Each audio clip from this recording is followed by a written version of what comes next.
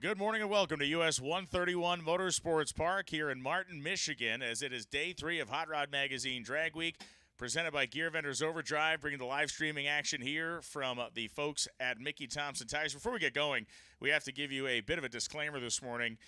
Due to the fact that KJ Jones is involved in this production, there may be strong language, there may be unexpectedly harsh words used at some point in here, so viewer discretion is definitely advised. That's right. Yeah, because you and I are completely innocent on that program. Yeah. Brian Loans and David Freiberger here, and yes, KJ, our roving reporter, is back for today. And David, 3 days in, our count of cars that are out has tripled plus. It is 36 known cars out at this point. That doesn't even count people who are still at the side of the road somewhere on the route from yesterday.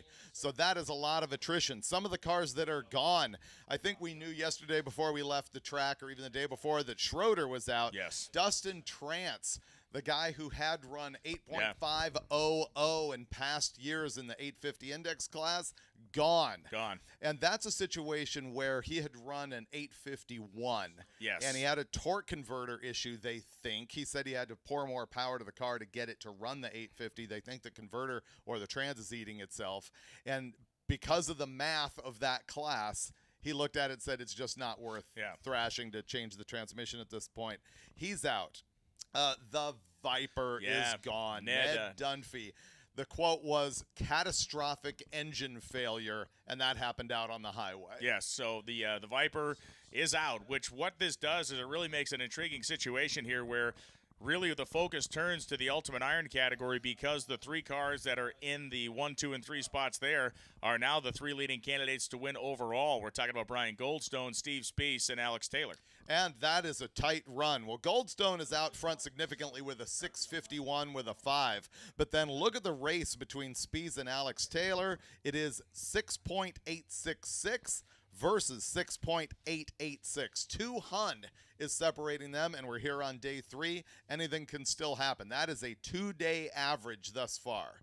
And just to give you the scene that we're looking at right now down the racetrack, there's a lot of fog in the area, and it's intermittently kind of coming in and out. We have moments where we can see all the way almost to the wood line and the sand trap, and now the scoreboards have been socked back in again.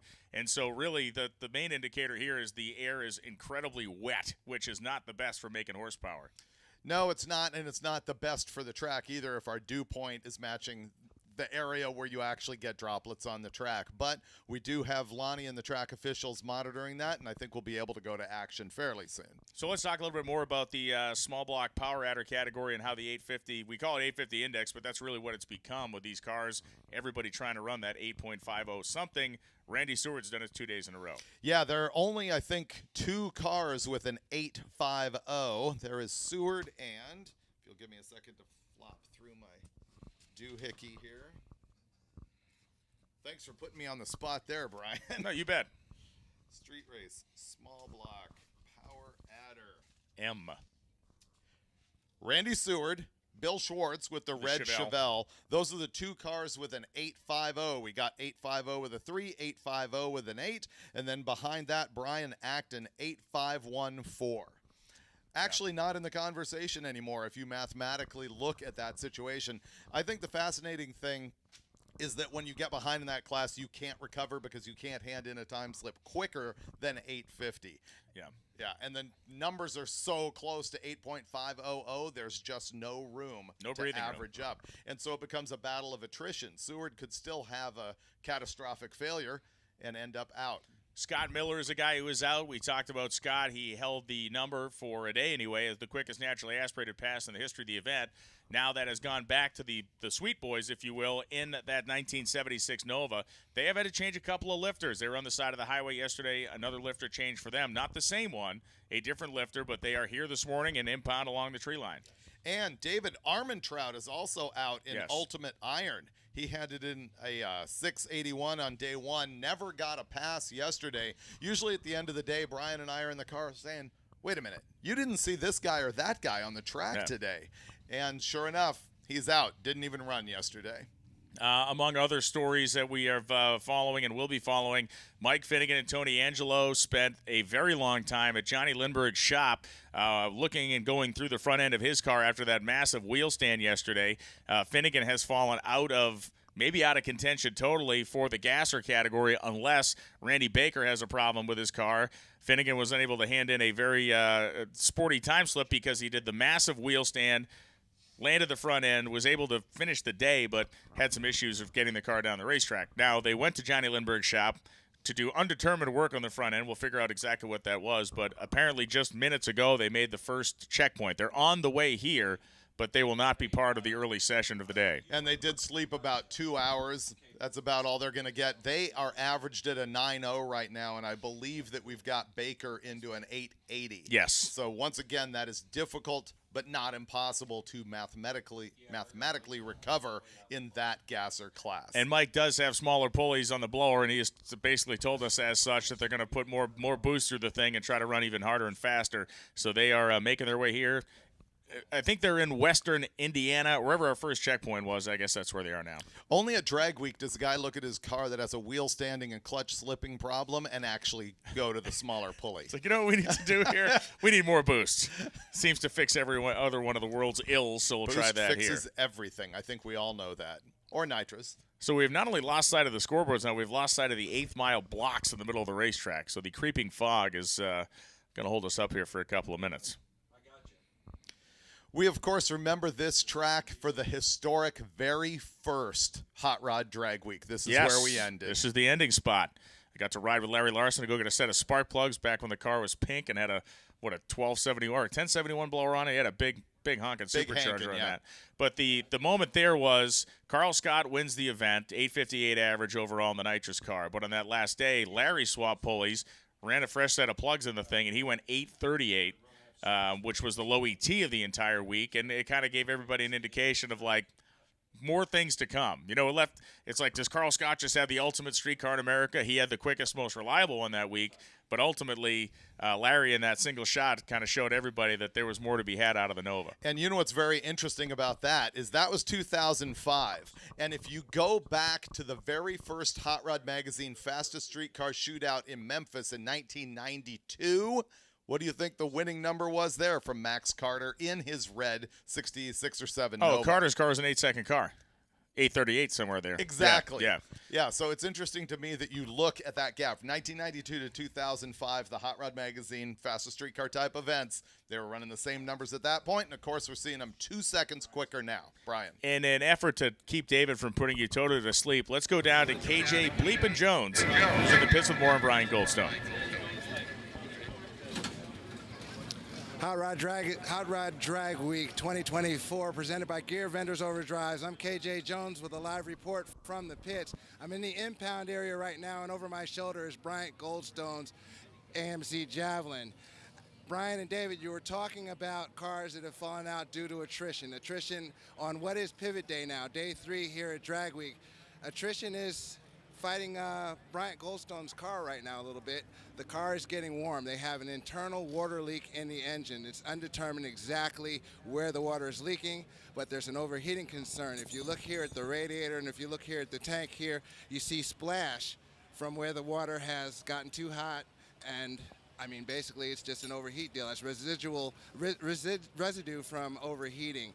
What they're going to do is take the water down right now, run the car on the drag strip with no water in it. That can happen. Make their laps with no water in it, and then get on the road and try to keep it as cool as possible by just adding water. Brian was telling me by adding water literally every 20 to 30 miles, having to do that, and you're facing another 200 miles and change to get to the next destination, which is Milan, Michigan.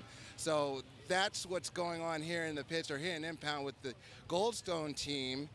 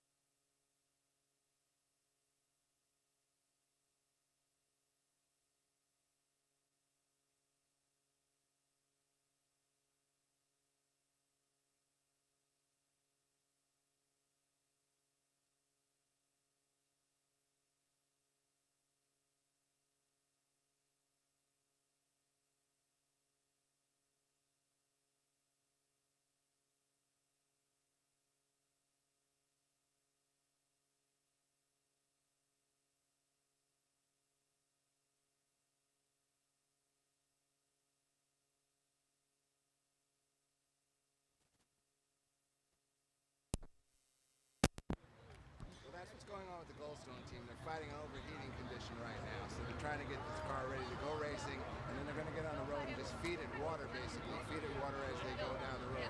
But what I was saying was, one of these things about Drag Week is staying in the fight.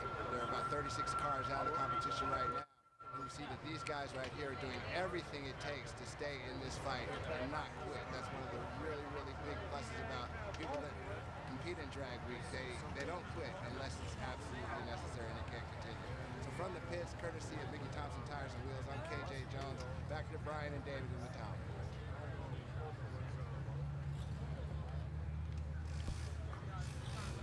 Well, for those of you watching at home, you can see that even the microphones are showing the fatigue that comes with Drag Week day number 3. KJ battling through that transmitter disruption. I think that was planned obsolescence, you know. You got to keep him off the FAA problems. We could get fined. Well, we had two options. We could either get a beep button or a self-ejecting transmitter on the microphone. Right. And we chose the self-ejecting transmitter. Yeah, he won't know. No, he won't know.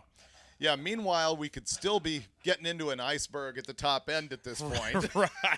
Right. Captain Smith is sweating it out down there in the tractor. Yeah, orange block right ahead. Yeah. I saw this movie. I will not be penciling a photo or picture of you later on, though. I can guarantee that. Yeah. We may have profanity. There is no nudity until tomorrow. Yeah, till Friday when he's alone, David bears all. Should we tell the story of our best memory of our first visit to 131 on Drag Week? Oh, sure. You kick it off. Okay.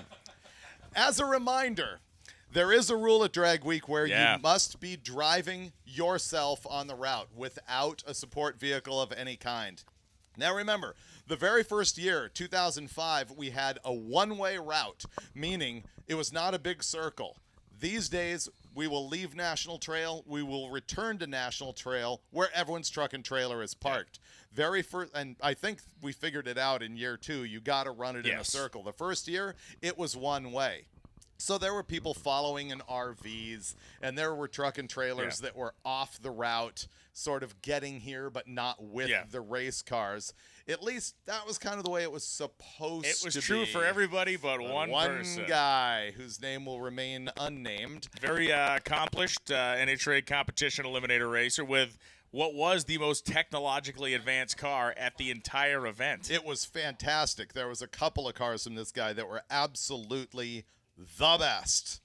Unfortunately, 1320 Video was here and got some footage of this vehicle going into a trailer behind a grocery store. Yeah, they weren't loading it like, oh, it broke down, it's in front of the grocery store. They had this thing at a loading dock in the back, and Kyle Loftus, 1320 Video, which at the time was like, I mean, it is now a global media brand of automotive entertainment, but back then it was just a couple of guys with a handy cam. Well, and, it still is. Well, kind of still, but they've made the most of it. And they did the Mike Wallace investigative journalist thing, and they followed these guys and basically parked across the lot, zoomed in, and showed up here with the video of the car being loaded in a trailer.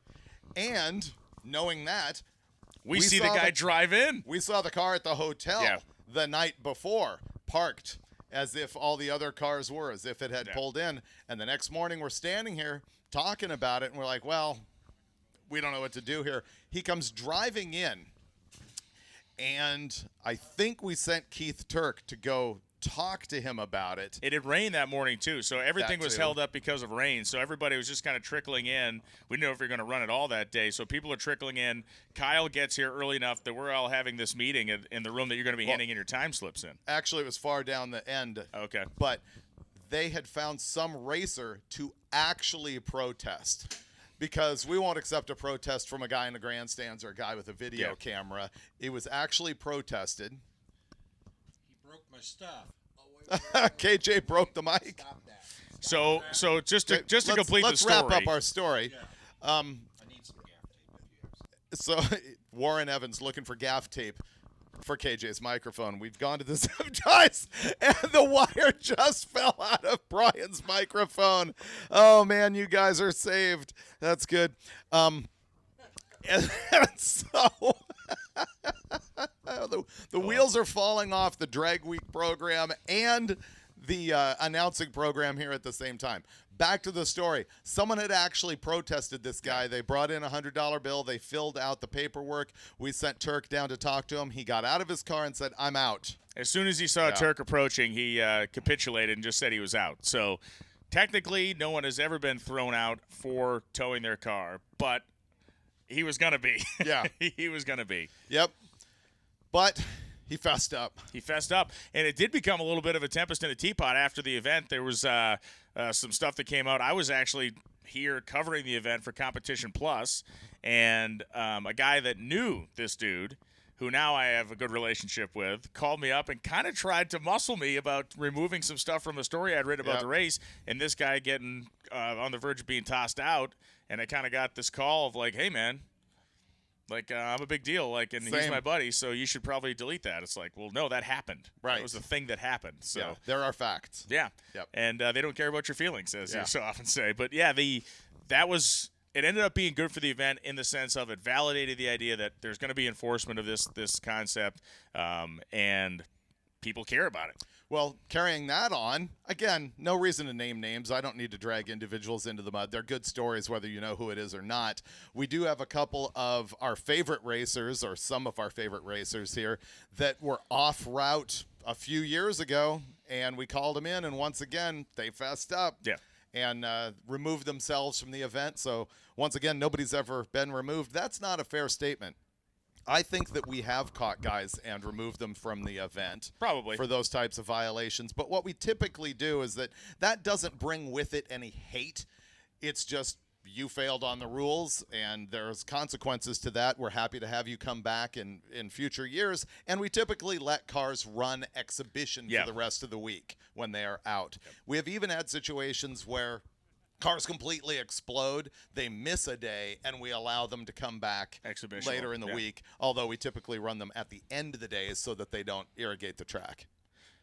So the folks that are watching at home, you can see this along this fence line. This is the impound area. The cars that are being serviced right now and set up to run this morning, these are all some of the quickest cars on the property, whether they're class leaders, whether they're kind of low ET. But you can see, you saw Alex Taylor's car in there. You're now going to look at Goldstone's car. You saw the Boss 429 twin turbo powered Nova of Steve Spees. I have KJ's MFing tape. And I'm going to need a piece of that too once you're done. But you can have it first. So yeah, I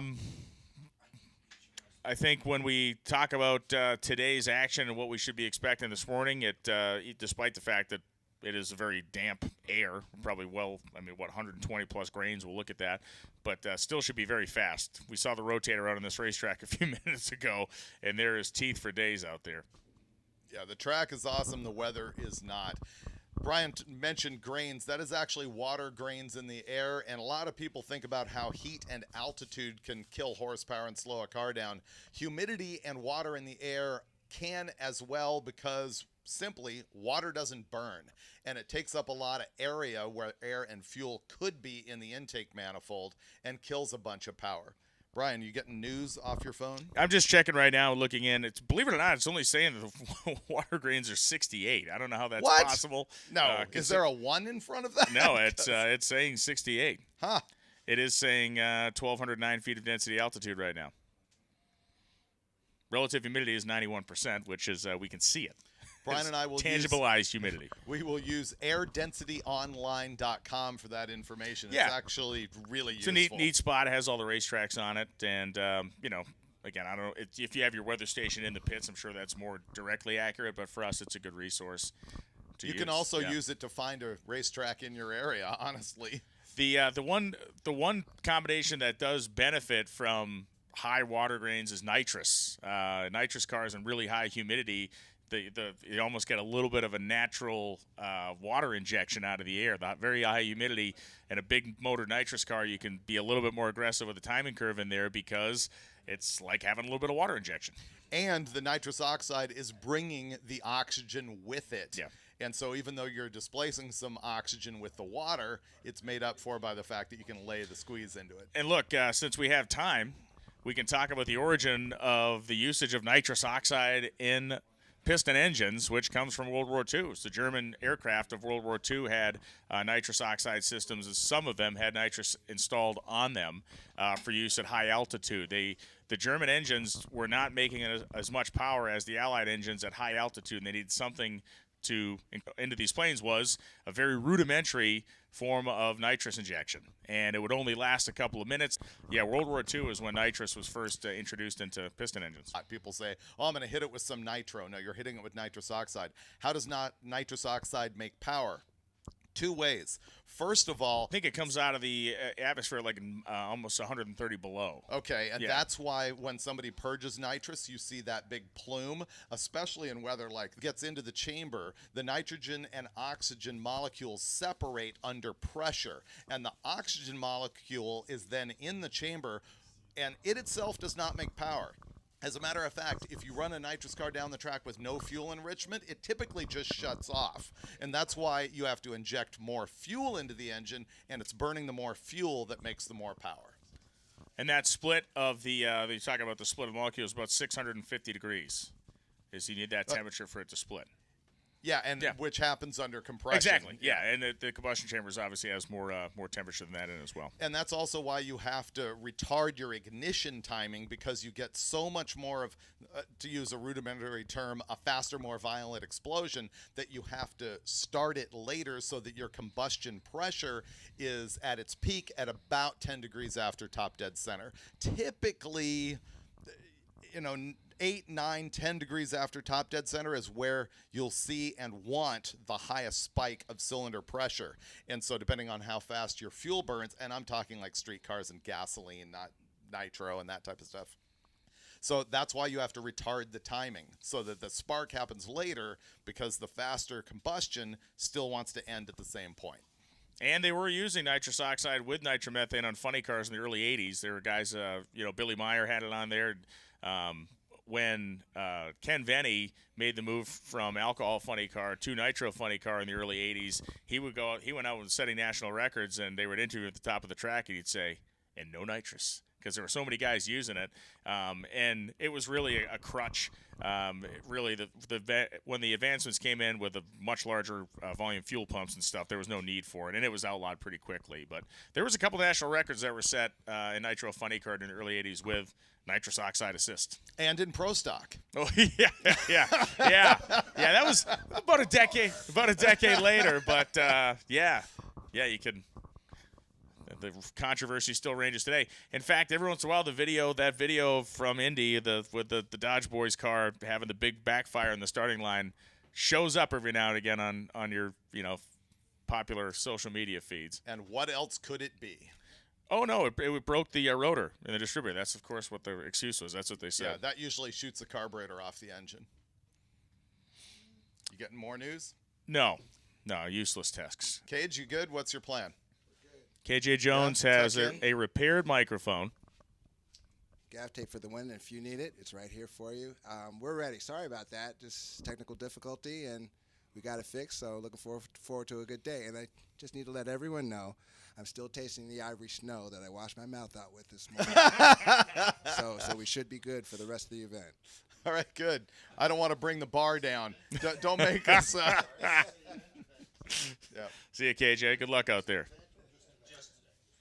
Okay, so we have the fog is retreating to a degree because we can now see the scoreboards again.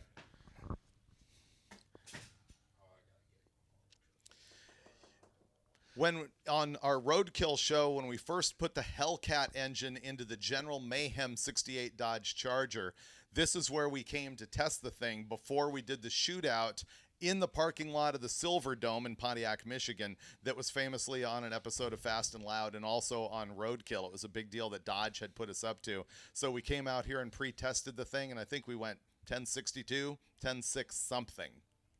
And we had nitrous on that Hellcat in that car, which we never actually used. It was not perfected. Probably should have, though. Probably should have.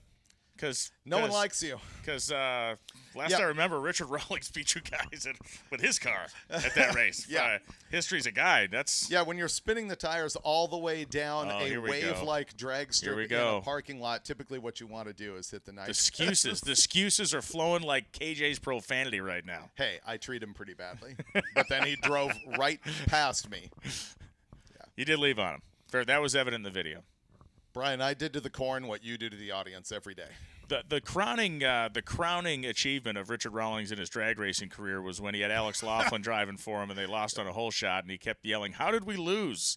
We didn't lose." And I think Frankie Taylor would be like, "Just stop talking, man. You're going to want to stop there. Talking." And you know what he's talking about, and I think there's a lot of people who don't understand this, which is reaction time has no effect on ET. Correct. The light can go green, and you can sit on the starting line for a day and a half. Most everybody here does it. Yeah, it's facts. And you can go down the track, yeah, and your ET is unaffected by the clocks don't time. begin until your car breaks the beams. Yeah. That is a common confusion I see from new racers. Let's talk a little bit about that. I think one of the cool things about Drag Week is that you can see 6-second cars, potential 5-second cars, and then there are people here with almost no drag racing experience, like Brian. And so and so you do see, we saw a car yesterday stage on the back tires. Yeah. And actually the track guy was very cool about it. Hey, sort of walked him through, back him up. Here's what goes on. And we see a lot of cars leave before the tree is even activated. Yeah, that is a quizzical thing that we see more of here than I think I see anywhere else. Like people leaving before there's any activity, not a flash of anything. Yeah, the starter's not even on the property yet. Right. The guy has left. And when you do that, you get no ET.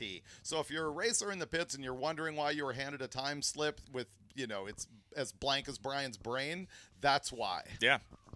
Yeah, no, it's nice. It's very nice of you. Very nice of you. Very nice for the guy who on the way here was lamenting the fact that he can't remember things like he used to. What? Exactly.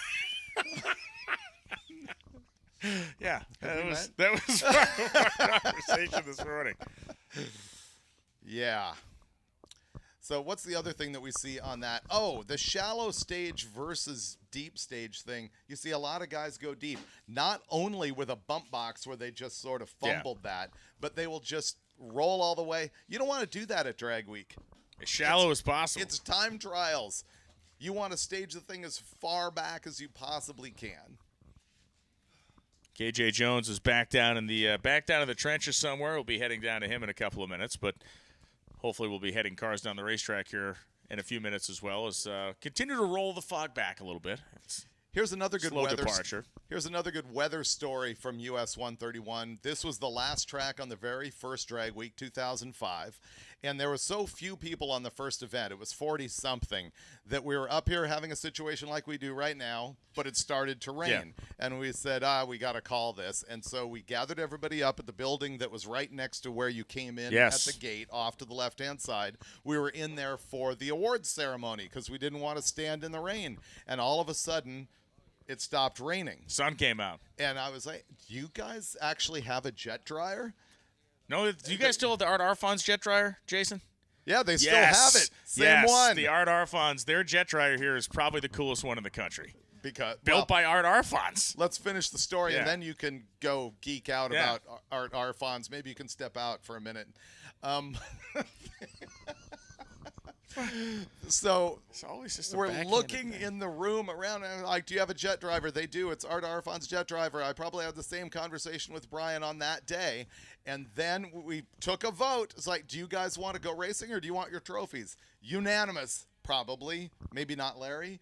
Yeah, He said, everyone wants to go racing. And so we gathered it back up, and we finished up Drag Week and had 5 days where we would have had 4. Yeah, it was great. Guys like Phil Cooper on that first trip, of course, Larry and Carl Scott, the winner of the thing. A lot of really good people, and the group was just so tiny, small. Steve Atwell and others. Vince Rash here Vince today. Rash who's here. Yeah, Tom Hogshead who's here. Tom Hogshead here. It was just such a cool small group that you really had no choice but to get to know everybody because you'd see him every day. It was great. Let's tell the Steve Atwell story because we might see him today. He was there at the very first drag week with a real Hurst Superstock Hemi Dart from 1968. 488 gears. Car. Yeah, 488 gears, torque flight, cross ram Hemi. He had put the tallest tire possible to get on the back of it, and he drove it. Yeah. And, he'd be on the highway going 55, 58 miles an hour, just chugging along.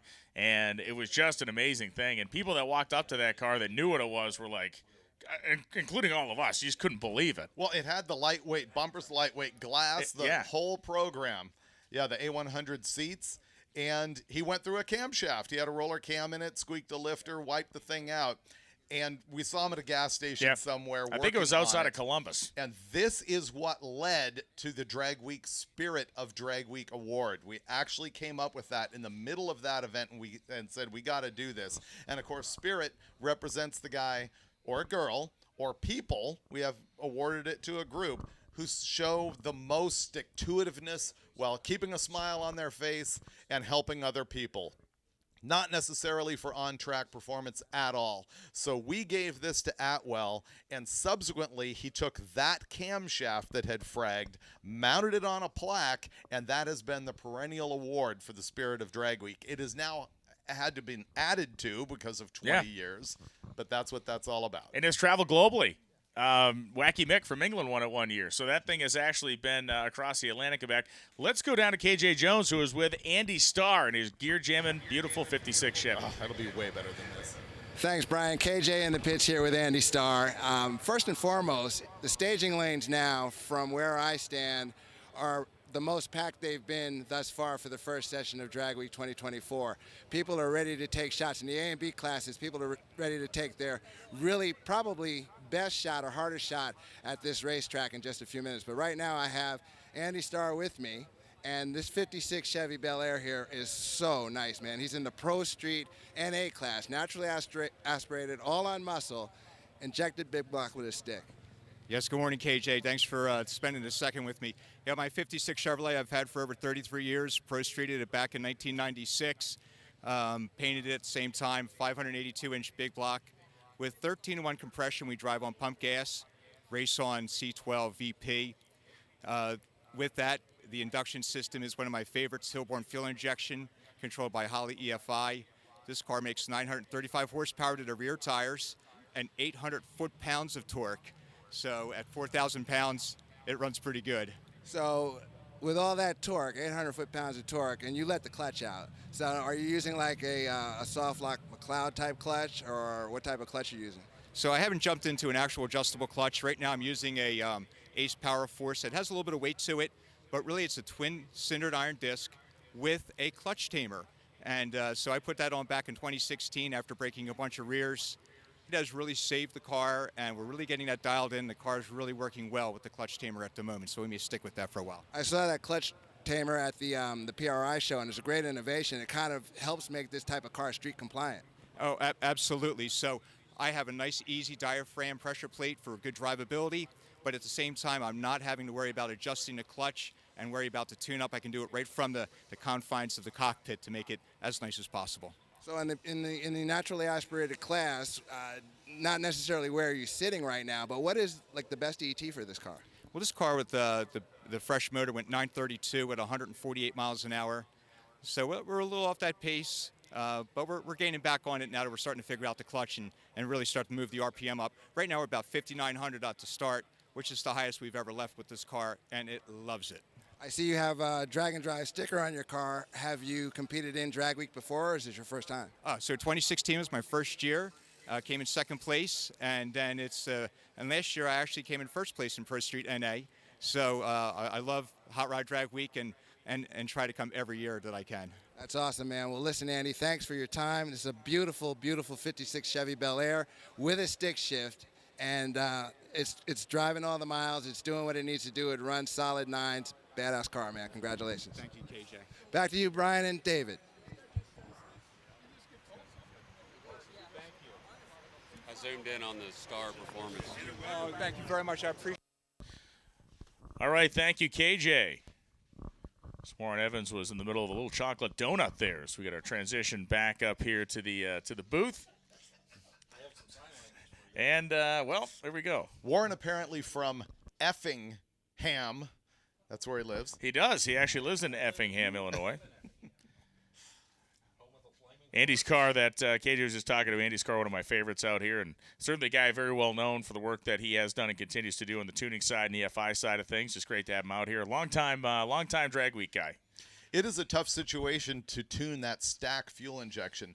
There's no plenum, so you're truly tuning individual cylinders, but you'd be surprised how much a plenum helps an engine. What we saw on the Engine Masters show when we were doing stack injection tuning is you think a longer stack tends to give you more low-end torque and a shorter one tends to favor the high RPM. What actually happened to us anyway, and I'm willing to be wrong and get corrected by somebody like him who knows way more than I do, is that we saw that the stack injection versus a plenum started to have double peaks. It had a lot of dips in the power curve, and when you changed the stack length, it changed that waveform of the power that it was making, which makes some sense when you realize that the Ram tuning effect is a sonic wave that's going up and down the track, which is helping supercharge, sort of, the engine. Sure. And so I guess the timing of those waves coming in at different engine RPM ends up making a wave shape, which apparently is helped and smoothed out by a plenum.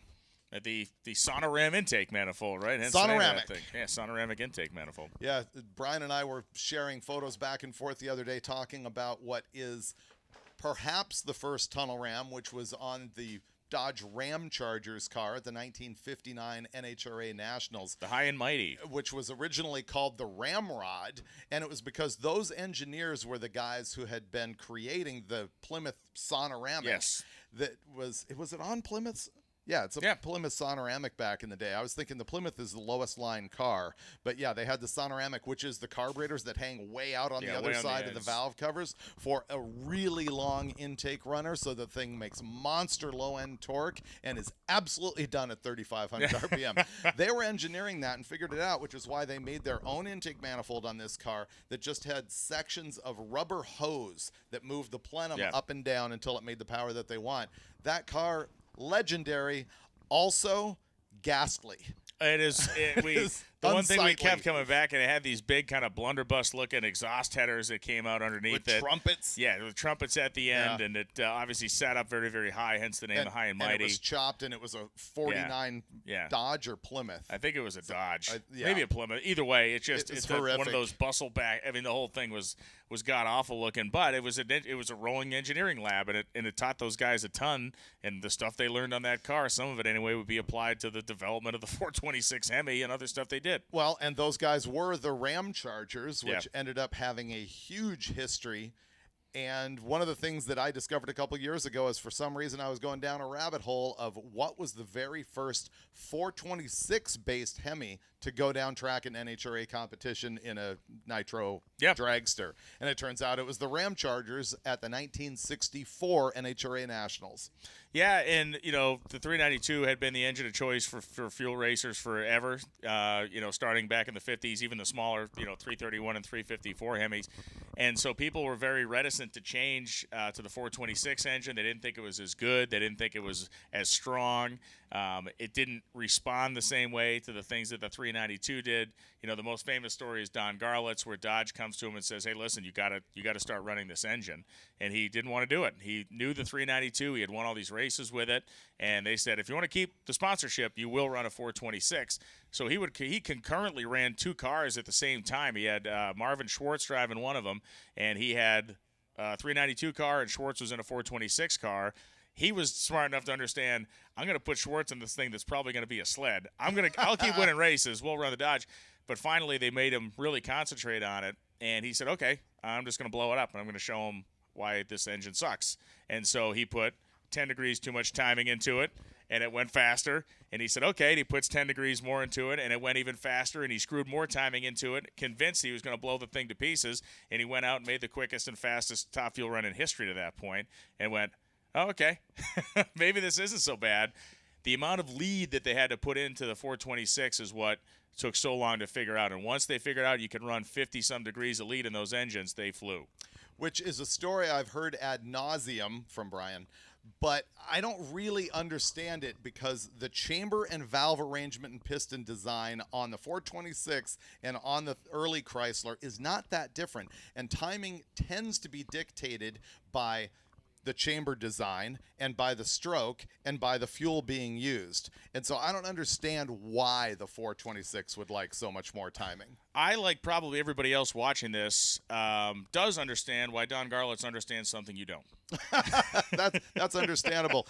You know, the thing about the early Hemi is in 1972, Ed Donovan released the 417, which was based on a 392 Chrysler. In 1972, remember, that's the year that Don Garlits broke out the rear-engine dragster. Yeah, 71. 71. Yeah. But so the rear-engine dragster era was still 392 Chryslers in most cases. Yeah, and then Keith Black really came out with the 426 really threw the monkey wrench in Ed Donovan's works when he came out with the 426 motor, and then the JP1 comes out, and they kind of come out as a flood. But yeah, it is funny to think about the fact that, and I've never really understood why, other than that level of comfort was still very high with a lot of the racers to run that 392 style engine. But John Wiebe was the first guy to have one of those, the Donovan 417, and it was very successful. It didn't have maybe as long a success curve as it would have because the other manufacturers got in on it so fast. But so the cover of Hot Rod Magazine in 1972 that has Ed Donovan standing there with the engine and some racers is Kansas John Wiebe. Garlits. And it's Garlits and it's Snake. Yeah. And there's Garlits promoting an early Hemi after the fact when Dodge told him he had to run a 426. Right? Yeah, years later. And I don't think he ever went and ran that engine. I think he ran 426 style engines, and if he did, the only real savings here would have been weight for him, I guess. But yeah, it's very fascinating. That whole era of just experimentation. Some people would just figure stuff out by breaking stuff. Other guys would sit down with the slide rule, so to speak, and do the math and get stuff lined out. So we're the beneficiaries of it today. We have street cars now that are just running circles around what those guys even dreamed would have been able to run in a dragster. Let alone a funny car back in the mid-'60s. And some of those engines are based on the 426 Hemi. Oh, yeah. Yeah. Quite a bit. And, of course, a modern top fuel or nitro car is as well. But a lot of people say, oh, it bolts right in. It actually, a modern top fuel Hemi has a number of things about it that are completely different than what you would find on a Chrysler Hemi. They're not as interchangeable as they were at one time. KJ Jones has acquired another victim. I made an interview down in the pits. Thanks, Brian. KJ here, and I'm with Ken Cuttle. If you guys look at this Chevelle behind me, 1970 Chevelle Super Sport. We drove past this car yesterday on the freeway, and myself, David, and Brian admired it and really gave you a good compliment. I mean, this is a bitchin' car right here, Ken. Tell me a little bit about what you're working with here. It's a 70. It is an original SS, and you have the original engine, correct? Correct. I still have the original engine at home under my workbench. It currently has a 557 big block Chevy, naturally aspirated, turbo 400, 411 gear with its spool on it. And you're racing in Super Street big block naturally aspirated, correct? Correct, yes. So far, what's your best performance? It went 946 on Monday. And we spun yesterday. Had traction problems. What's the rest of the drivetrain consist of? So you have that big block turbo 400. Do you use a power glide? Do you use a gear vendors? What's the drivetrain made up of? Strange 9-inch in it with strange brakes all the way around. And there's a transmission in the middle. I need the transmission. It's turbo 400 with a trans brake in it, reverse manual. You got it. Stay with me. Come on. You got it. It's all there. Let's just say it's all there. It's all there. It's all there for Ken. It's okay. How long have you had this car, Ken? I've had it almost 25 years, and a buddy of mine actually bought it in 1986. So between the two of us, we've had it a real long time. Well, myself and David and Brian, we recently contributed to an upcoming documentary on MotorTrend about the future of the V8 engine. And I confessed, as a quote-unquote Mustang guy, that my favorite car, or my first favorite car with a V8 engine, was a 1970 Chevelle Supersport with the LS6 454. So it's cool to see these out here, and I really do get excited when I see them as clean and pretty as this. Now, before we close this out, we have a little history. Apparently, we got together at Drag Week a couple of years ago when I was in the GCAT. Yeah, it was Cordova, I believe. I ran faster than you, but you beat me, I think. Exactly. I think I wore you out. Let's just say I wore him out. I wore this beautiful car out, and I can live to talk about it. But anyway, guys, thank you for your time. Thanks. Back to you, Brian. Back to you, David. Thank you very much, KJ. Great check in there. And he did mention the upcoming V8 documentary on MotorTrend that you, KJ, and myself, as well as Mike Galimi, were part of, among other luminaries. Jay Leno in there and a whole bunch of other people. Other would indicate that we are luminaries. Okay. I meant us schlubs and, and other people that matter. Right. It was good. That flopped. We sat down in a very cool our location. We shot this thing, and it's one of the the magic things about Detroit is you arrive at a location, you're like, oh, this is kind of a neat old building, and you walk inside, and it is filled with incredible automotive history, 200 Viper blocks, hundreds of Viper cranks, every available boxed cylinder head from the factory. It's in an old Pontiac dealership. It's from a the wonderland in a building that you would have walked past and not thought twice about. Every time that I have done magazine editor things or TV guy things in little holes in the wall in Detroit, that's what I found. It's amazing how much history is still here. Guys who worked for the OEs back in the muscle car days are still kicking around. It's just a great place. People ask me all the time, oh, man, it must be great to live in California, hot rod capital of the world. And I'm like, no, that's back here for sure. You know, we could open it up for some questions here in our comment section for those of you that are watching along. Clay Milliken back in the comments. Dedicated. He's a dedicated viewer. Wow. 3 days in. Unlike you, who has to climb up on the screen, I can read him from here. Really? No way. No. Not happening. You can't even make out the two blob-like shapes on the screen, which are us. Yeah, right. Well, I can't make that out from here. So, questions on the live feed. We're happy to address them. If you want to go into the chat and ask things that don't involve profanity in KJ's vernacular. And just as a reminder for those of you on the property, breakfast is being served right down behind the grandstands. You can grab the breakfast at the US 131 grill down there. Baker Engineering, they're having a cool hangout this morning. Go over and see them in the pits. As the only thing that's hanging us up here is this pea soup level of fog. And I'm sure we've also got the Drag Week apparel trailer here. Yes. You can also wander over there and purchase some of that stuff.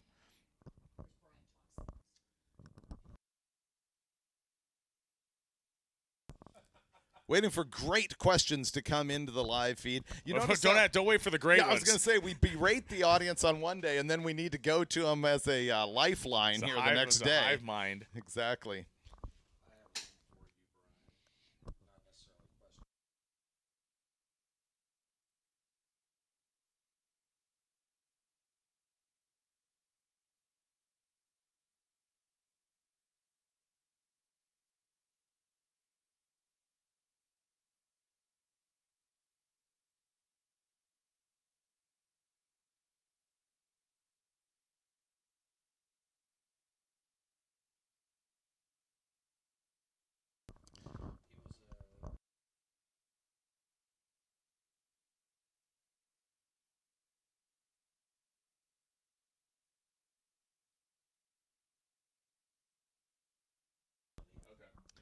This guy knows us, Brian. He asked the question, Art Arfons or Mickey Thompson? Oh, this is the everlasting debate, I guess. And, for the outright level of accomplishment, I think Mickey Thompson. But for the backyard, if we go for the glorious high-level glamour hot rodder guy of all time, it's got to be Mickey Thompson. If we go for the backyard, build it out of scrap parts and pieces and pray that it works, there's no question it's Arfons. 576 miles an hour on junk. Uh-huh. I'll leave that one alone. What are some other accomplishments of Art Arfons? Tell us a story. Convince me. Sure. So we can even go back to the era, Mickey Thompson's early era when he was trying to run 400. Arfons builds this car called the Anteater. which is a mid-engined Allison-powered car. You may have seen photos, maybe not. It's kind of bizarre looking. It's called the Anteater because it has this very long snout off the front of it. He sat ahead of the engine. It went 300 and, I believe, 40 miles an hour at Bonneville in the very early 60s. It was the fastest car of the meet when he was out there one year. He got the top time trophy. It never went as fast as he thought it could go. It was his first foray, and it was his last foray with a piston-powered car out there at Bonneville. He went to thrust-driven vehicles after that. He, of course, loved the Allison aircraft engine, as all those guys did back then. They could buy them for virtually nothing. And, you know, Art and his half-brother Walt had already made scads of money with their series of Green Monster drag cars that they had taken around. You know, Arfons is credited with a bunch of early drag racing accomplishments with that Allison-powered Green Monster.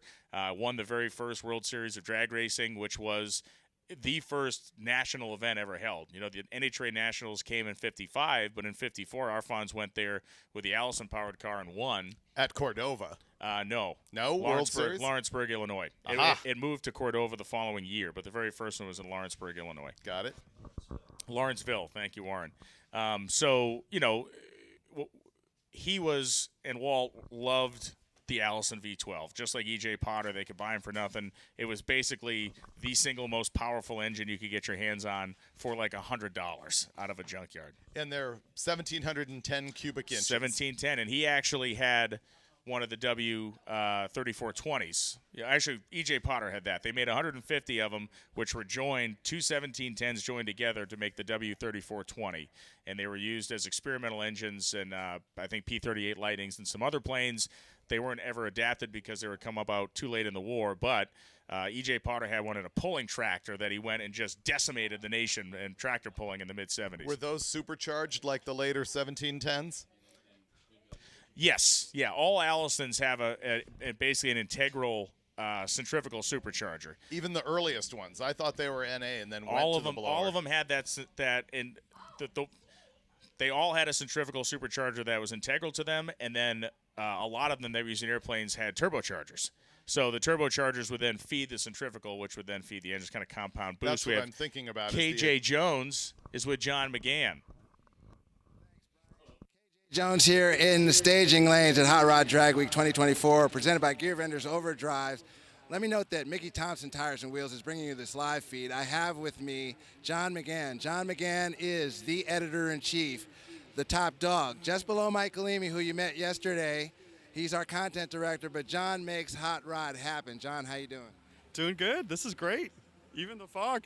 Even the fog. Now, from an editorial perspective and a photography perspective, the fog is actually pretty good for getting shots of cars. Oh, it does. The more diffuse the light is, the better it is on the cars. Renz and I got some really nice pictures yesterday morning in the sunrise at Indy, and you know, this is the same thing here. Good for scenery, and then you get a lot of people just hanging around and working on their cars, so that helps for our coverage. It's not all just track pictures. Exactly, our coverage. And for the record, let me let you know that I feel kind of bad because I'm not doing my part right now, man. You know, usually I'm with these guys, taking photos, talking to racers, getting information to build the content that you find on hotrod.com. But John, with that, what type of content are you guys putting together right now? Lots of track, lots of driving, and then social media. And, you know, your role here helps too. We're kind of evolving this event. And it's great to get perspective from the racers in the pits and sitting here in the staging lanes. So it's all good. Well, thus far, our feedback has been very good from what I've received, and I know that there have been some other people associated with Hot Rod and MotorTrend that have gotten good feedback. So thank you to everybody who's here, who's watching the live feed right now. And if you don't come to Hot Rod Drag Week, put it on your bucket list to do so. This is actually the 20th year. This is the granddaddy of drag and drives. And in my opinion, it's very humble, bar none, this is the best deal going. So make sure you stay tuned to the live feeds, brought to you again by Mickey Thompson Tires and Wheels. And we'll have more from the staging lanes, from the pits, from the impound, where people are working on cars trying to stay in the game much later. Brian, David, back to you.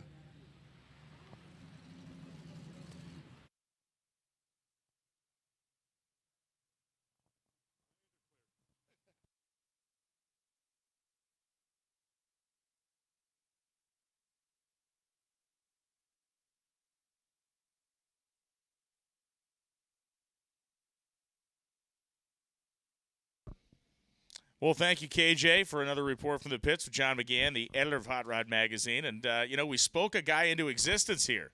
We were talking about Steve Atwell at that very first drag week running the Hemi Dart, and Steve's with us in the tower. I just remember that thing just kind of rolling along the highway at whatever 4,000 RPM at 55 miles an hour. Yeah, it was a handful to drive and handful to keep together. Just be up closer. Just a handful to keep together. Where was the camshaft swap? I remember it was a gas station, but was that outside of Columbus, or where was that? On the way to Columbus out of Bowling Green. And I remember, you remember Rob Canan? Yeah. Rob followed me the whole trip, and he came up in Columbus, and he says, "I've got to thank you for the entertainment." He said, "I turned my radio off, and I just listened to your car." He said it's music. He said it's best music I ever heard. Going down, especially he said under the viaducts, how they get loud and good times. About, let's say, 2 days into that week, did you realize that this was going to be a long week in that thing, or was it earlier than that? One day. Yeah. we didn't know what to expect. You guys now are building cars for this class. We just brought our cars to race. We brought our race cars and our street cars. I've been driving that car. You were in it. David was in it when we were at Race Rock. Yeah. And we ran a cars guy, just kind of hot rodded around. We just brought our stuff. We didn't know what to even expect. Yeah. But we made a race out of it. Oh, no, and I think the thing ran 10s all week, didn't it? Yeah. It went 11.001 That's, yeah. or something, because I heard it so many. I put a transmission in a pump seal on the way here. I had the trans out to put a pump seal in it on the way here. We were younger then. Yeah. I could do it then. I couldn't do it now. So you've had a lot of neat stuff kind of come across your hands, and maybe you still have some of it. Do you still have the rocket car? I do. So tell people what rocket car you have. The Sammy Miller hydrogen peroxide rocket car. How did you even find that thing? Ken Poffenberger built the car, and he ended up being a friend of mine out in Florida. I met him in Florida. Okay. And he helped me hunt it down. We found it in California, and it was still totally intact. Wow. It just faded. It's sitting a guy somewhere in the backyard. Took us 3 different tow trucks to get it out. Oh, God. Where it was, to get it without hurting it. And it's a pretty neat piece of history. Oh, it's great. It's really the first 4-second car ever. Yeah, hydrogen peroxide rocket car. They had a moment in the sun in the 70s. Of course, Slam and Sammy Miller, the most notable guy, because he ran his in Europe all the way into the 80s. Yeah, he went like 386 or something.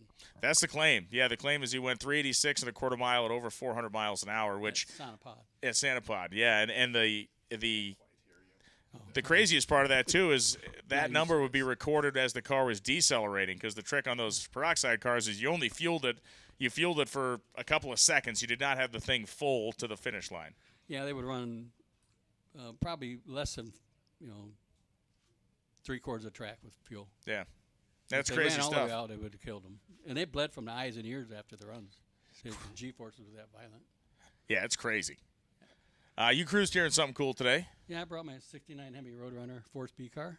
Yeah, Nice driver for 3 hours. As one does. Yeah, good driver down the highway. Michigan's got some nice back roads to drive, and our roads are shitty here. Excuse my language. That's okay. We've run through that yesterday. Yeah, that was low. I That was live low here. grade. Our roads are yeah. just terrible. But the back roads are pretty nice, and I had to come see David. I want to say hi. I haven't seen him in a while. Last time I saw you was at Baker's. A couple years, like 4 years ago, 4 or 5 years ago. I'm doing a roadkill thing. I wanted to see Finnegan and Jim Truttle and these guys down here. So What you working on now? Anything good? I'm doing you'll like this. I'm doing a 68 factory Barracuda. Lightweight car, original car. I'm going to nostalgia race it next year, and I'm going to build it to do some of these drag and drives. I'll show you some pictures before I leave. It's just like the White Dart. It's a white Barracuda, and it's one of Frankie Cohenville cars. Oh, okay. Wow. It's been driven by Judy Lilly owned it at one time. Oh, that's great. And I'm gonna do the drag and drive the 666 race. Okay. And an original 67 lightweight car with 900 original mile car, original paint. Those are double the miles. RO 23 package car. Yeah. Yeah. BO29. BO20. No, I'm doing it in the 666. I'm doing it in the 67. Oh, okay. Yeah, Thank the you. BO29 for the 68 car.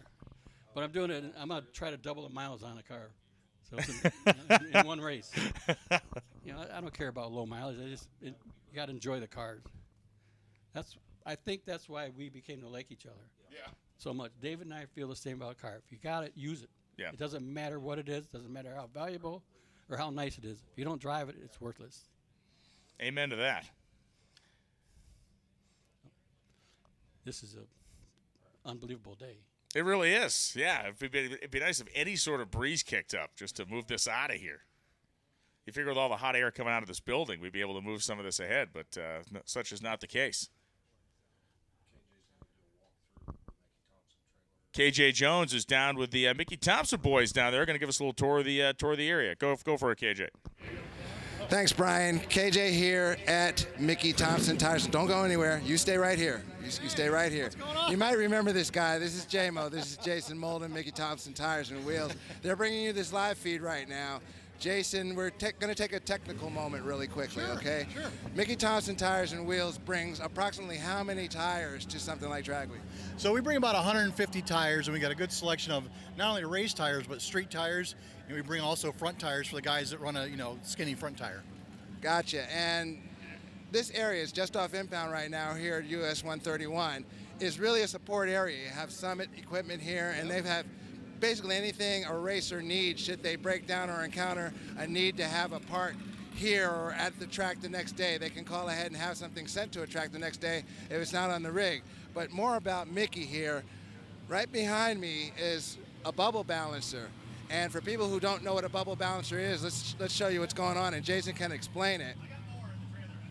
I like to say a lot of times that old school is the best school. You know, you go to your tire center, and they'll take your tire and your wheel, and they'll mount it on this high-spin dynamo, and it'll rotate, and it'll stop, and the tire tech, and no offense to any tire techs out there, but the tire tech will basically, okay, put the weight right here.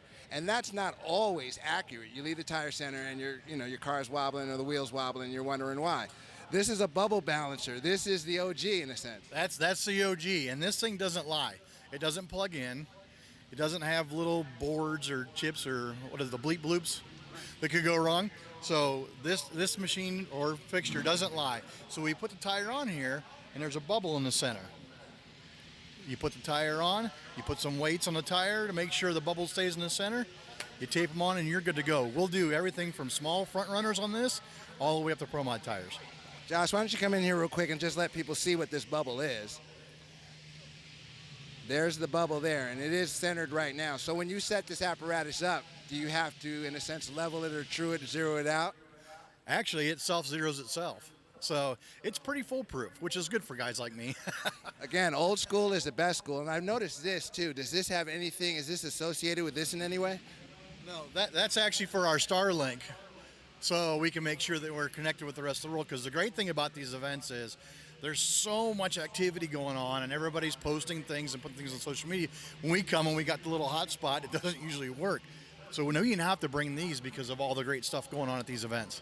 With the big tires that are here, and I don't know the exact dimensions of the big tire that's common for Drag Week, and of course there's the 275 drag radial, what is the go-to, if you will, weight package for those two types of tires? Do you know? So when you're talking about weight, on the drag strip, we've got cars out here that weigh anything from 2,500 pounds all the way up to, let's say, 4,000 plus. Stop you. I'm talking about these little guys right here. And these are the weights that go on to the wheels. Again, the balance weights, okay? I forgot balance. I'm imbalanced. Anyway, these are the tape-on balance weights that go onto the wheel when they put it on the bubble and figure out where weight needs to go. Again, with big tires or little tires, if you will, is there somewhat of a mean weight for each type of tire? Yeah, there is. I mean, usually, the industry standard's about 1% of the total weight of the tire. So when you're looking at the front runners, they should take a lot less weight than, let's say, a 36-inch Pro Mod tire. So it's really looking at that, but also the diameter comes into play. So a bigger diameter tire, with a smaller wheel, you might have to put more weight on it because the weight is offset so far away from the wheel itself. So it's really kind of looking at the size of the tire and the weight of the tire overall and what kind of balance weight. But, you know, this week we've not had to use nearly that 1%, I'll say maximum factor. It's much less than that. Awesome. That's just a little tech piece here from the staging lanes, impound area, pits. Mickey Thompson's bringing it to you live on Hot Rod Drag Week 2024. Brian, David, it's yours. Thank you, KJ. Great look down there, and big thanks to Mickey Thompson for everything they do for drag and drive and really the sport as a whole. I think, you know, as much as drag radial tires have come along, they have just become the synonymous name with that style of racing and the amount of work they've done and continue to do on all levels. It's pretty impressive. They have that new tire that they call the limited traction tire. Ideal for surfaces that may not be exactly what you would like them to be. I don't know why they can't just go with what it actually is. Listen, it's a no-prep tire, and that doesn't necessarily mean that the no-prep surface has, you know, walls and a timing system. Maybe it's more rustic than that. Could be. But it's good for those things. You know who else I appreciate being here as a sponsor is Summit Racing. Yes. For years we talked about that. It's like, dude, you know, these guys chew up speed parts like Brian Skittles. goes through the buffalo wings. And you can go over to the trailer. It was pretty weak. That was lame. You can go over to the Summit trailer, and they will help you expedite getting your parts to the next track here at Drag Week. Yeah, Tommy Dupree's actually racing also. He works for Summit. He's out here running his truck. Has in the past run a Firebird. I know Jim Greenleaf's out here and the guys, so it's great to have their support. Molly's been out here. Of course, Tremec, a big supporter. Gear Vendors, we can't say enough about Rick Johnson and Gear Vendors just for the longevity, for the proof of concept, and for the, you know, efficiency that his product has brought an advancement in the world of drag and drive competition. And VP Racing Fuels here, of course, supplying fuel to people or, you know, having fuel for the purchase. They are gone at, what do we say, 1 o'clock Yeah, each they'll day? be rolling out of here at like 1 o'clock tops. So if you need race fuel, you got to make sure you get it by 1 p.m. You know, Pooch from VP, always out there at the Roadkill Nights event where we do racing on very sketchy surfaces. And in some years, they have taken the public road of Woodward Avenue and actually glued the thing to the point where guys were doing wheelies, wheel stands. And that has been very cool. Of course, last year we ended up running on the road course, and he was like, hey, I'm saving money because we're not gluing jack. And they brushed the lanes, and we raced, and it was actually pretty amazing the number of people hoisting tires on that surface. He was our official arm drop guy, too, as he usually is. He always is. Yeah, it was great. Yeah. Good time. So we appreciate all the sponsors who have made this happen over the years. You know, we were briefly sponsored by Dodge here at Drag Week as an overall sponsor, and I thought that was neat that an OE would do that. We're going to dive off here, take a quick break with some commercials. We'll be right back in about 2 minutes. The best update I could give you is that we can see the scoreboards again. Get the best racing features with MSD's Ultra 6AL and Ultra 6AL Plus, and an all-new MSD mobile app for configuring your ignition. Completely redesigned, all in a smaller package. Find out more about MSD's latest products at Holley.com. Now customers can save up to $140 when you purchase an MSD ProBuild ignition bundle. These packages include a ProBuild distributor, new Ultra 6AL ignition box, plus a Blaster 2 coil. Your complete ignition upgrade is one click away. Visit MSDignition.com for all the details.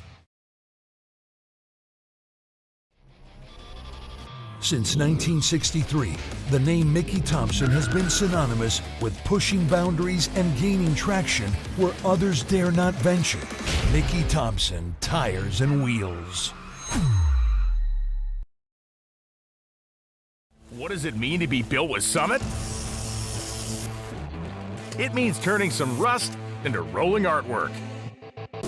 Built with Summit means you're making something that was already fast, even faster. It means that your project will be on the road or track long after you've bolted it together. And Built with Summit means you're doing it with in-stock parts, fast shipping, expert advice, and the best prices. Summit Racing Equipment. Let's build it together. SummitRacing.com.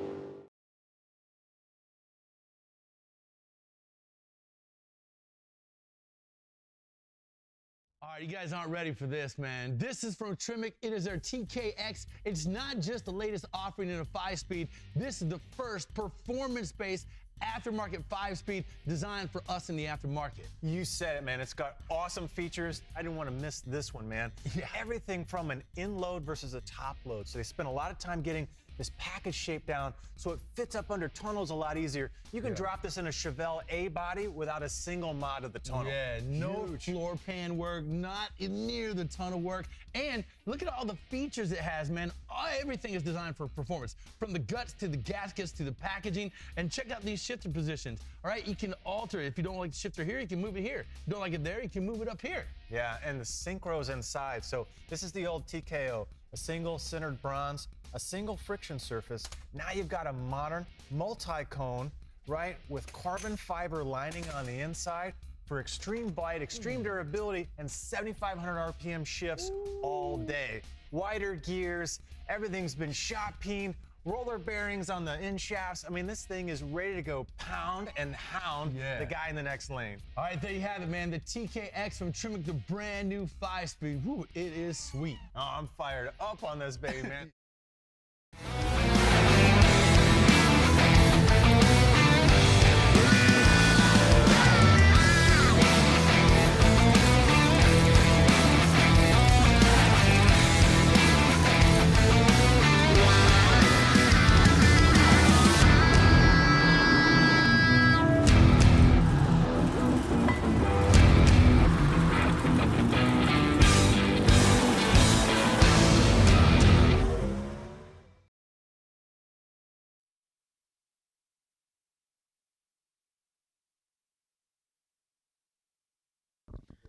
And we are back here at US 131 Motorsports Park Live. You can see KJ Jones checking out the assembled vehicles in the impound area. Great look at that stack-ejected big block in the Chevelle. And in the background of that shot, Brian Goldstone,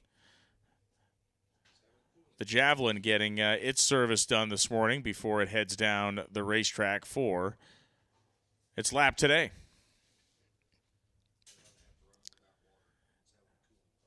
And again, we've been able to at least locate the scoreboards. We know that Mike Finnegan is on the way after a lengthy delay of service work done in the Indianapolis area. Clay Milliken sent me a great photo. It was a long time back, but when Clay Milliken finally surpassed the Don Garlett's all-time top fuel win record for the IHRA, he did it here at US 131, and they shaved his head bare. That was part of the deal. Garlett shaved his beard off at Indy 67, and Clay got his head shaved here at US 131 when he surpassed him. So Doug Vanstrom and Brian Goldstone, we have their parts and are leaving Lane Automotive soon, and will be at the track with the parts in about an hour. That is from Mike Finnegan. So for Doug Vanstrom and Brian Goldstone, the Mike Finnegan delivery service has left Lane Automotive, and they'll be at the track here in about 1 hour. They are traveling at a speed that is slightly higher than the recommended one from the Michigan State Police.